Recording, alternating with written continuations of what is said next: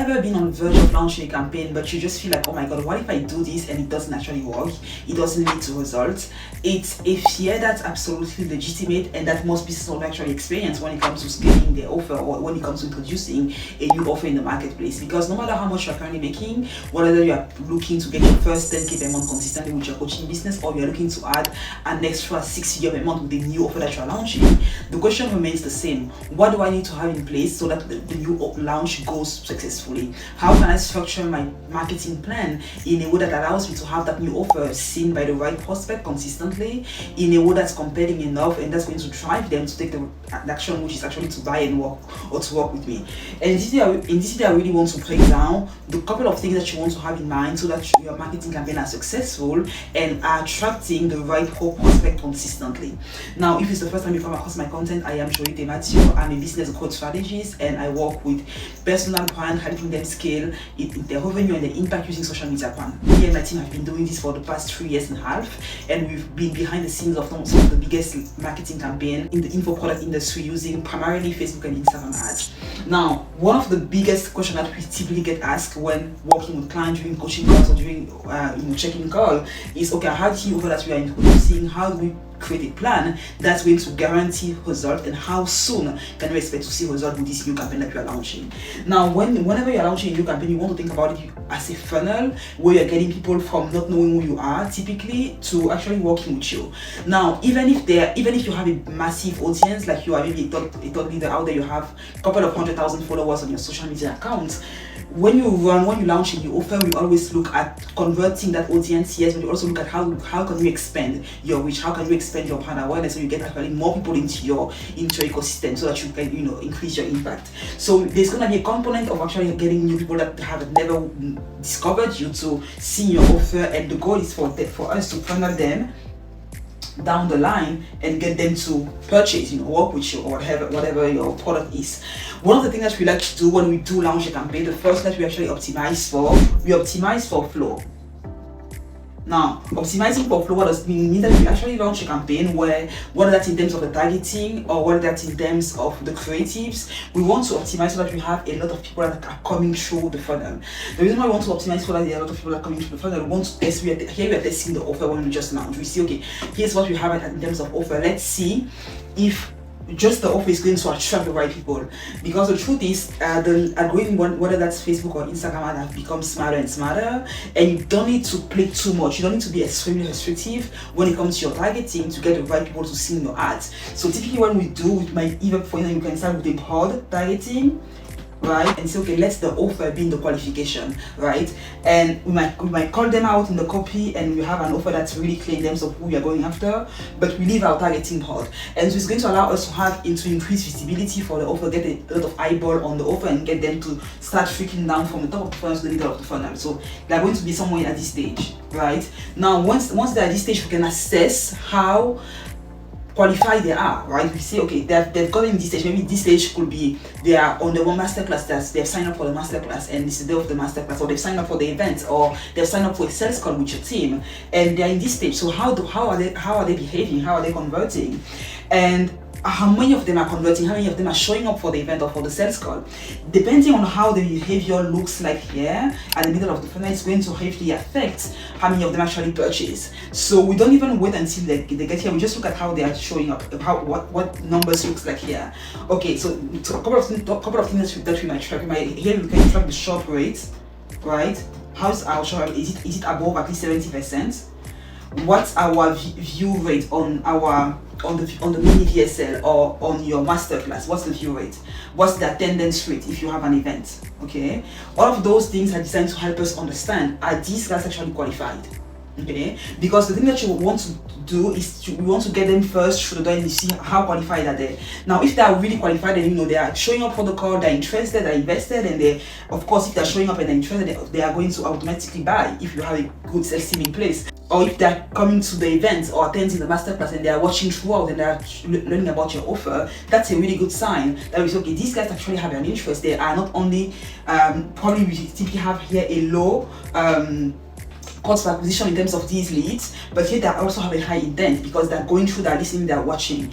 If they're not converting here, after going through the thing, we look at, okay, how is your sales team? Do we need to train the sales team? Let's look at your sales pitch. If they are watching the masterclass and they're not buying, let's look at how your masterclass is structured. Are you pitching? How is your pitch done? Are you addressing the objection? Are you answering the Q&A? Are you showcasing testimonials and social proof? And like, how do we make this better? Okay. But now, if what we like to do, if at this stage we see, instead of having a really good and satisfying number here, we see, okay, there is a drop in terms of quality already at the middle of the following, meaning that maybe you have a shop rate of like 40%, meaning if you have 10 people that schedule a call, only four of them show up for the call, that's a red flag. If none of them is actually viewing the VSL, they're just bouncing after they sign up, that's another red flag. If we have 100 people that have registered for the event, but we only have 10 that show up, that's another red flag for the attendance rate. In that case, we're gonna do the second thing, which is actually we're gonna add friction. Right, we start with flow. We want to get people through the door. After, we look at how they behave. If they behave properly and we say, okay, these are positive, we look at your sales process. Like, how can you optimize your sales process? How do we need to train your team or whatever? We need to look at your sales pitch.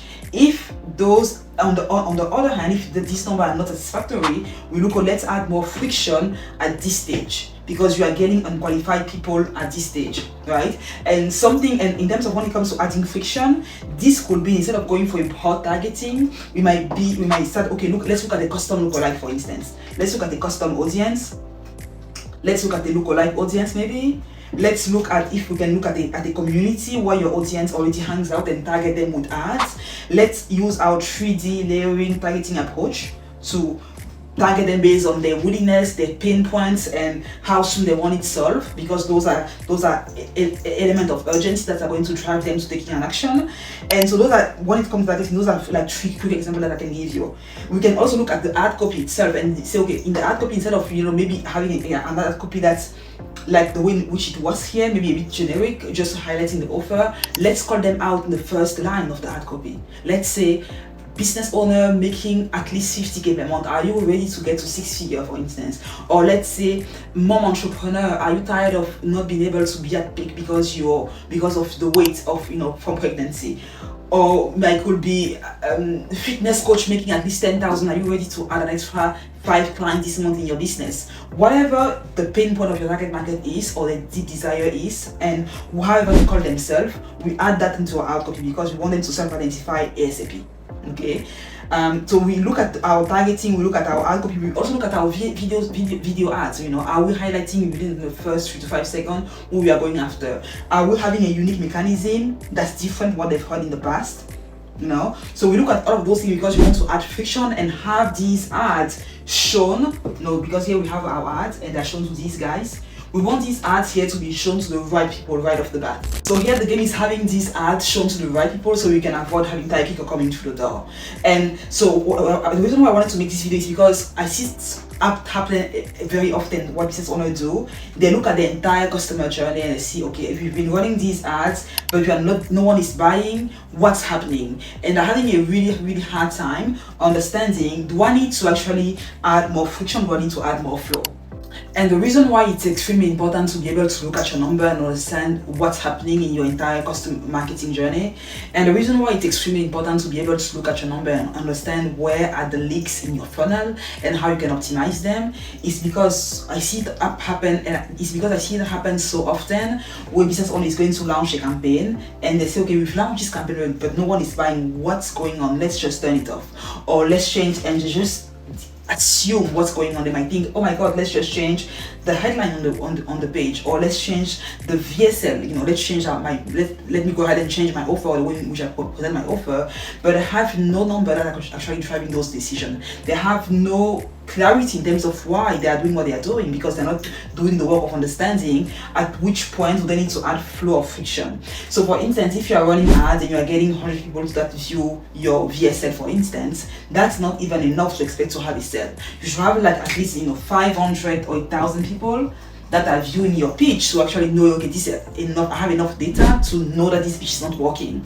But if you just want to take massive decision at 100 views, I wouldn't change that. I would, at this stage, I wouldn't change the VSL itself. I'm actually something on the ad to get more flow onto this place, right? So really understanding what do I need to change. Do I need to add more friction because I'm getting a lot of volume but no conversion, or do I need to add flow because I'm not even getting enough of people seeing my offer in the first place to drive statistically significant result or decision, right? That's really the game. And once you understand this, it really allows you to have more confidence when it comes to the decision that you make on your campaign and how you move forward with them, because that's the game that's being played. That's really what you need to have in mind to drive better results consistently with your marketing strategy. Now, if you're looking for a growth partner that's going to come in and help you build an evergreen client acquisition system that's going to deliver quality leads and sales consistently, so you can remove yourself from the day-to-day marketing stuff and actually focus on strategic moves and taking your business to the next level, feel free to reach out. There's going to be a link to my calendar down in the description of this video. Feel free to reach out, let's have a chat, or you can get to me on Slack, or you can get in touch with me on Instagram and on LinkedIn. That's where I'm the most active. And let's have a chat and see how we can help you get your business to the next level. If you're looking for more if you're looking for even more in-depth tutorial and training, make sure to check out our podcast, the Scaling Season podcast, on all platforms, where I actually do even more deep dive into what's working behind the scenes for our client and some of the insight that we are learning as we help them scale their business to the next level, and some of the insight that we are learning as we help them scale their business to the next level. And I will see you on the next episode. Until then, make sure to like the video if you haven't already liked it. It helps the video being seen by more people just like you, and subscribe. If you're not already a subscriber, it will mean the world to me. I will see you on the next one. Until then, take care of yourself. Bye-bye.